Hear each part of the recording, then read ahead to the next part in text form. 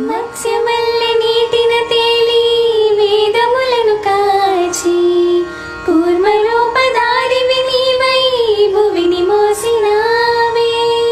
వామనుడై పాదమునెత్తి నింగి కొలిచినావే. నరసింహుని హంసే నీవై హిరణ్యుని చీల్చావు. రావణుని తలలను కూల్చి రాముడివై నిలిచావు. కృష్ణుడై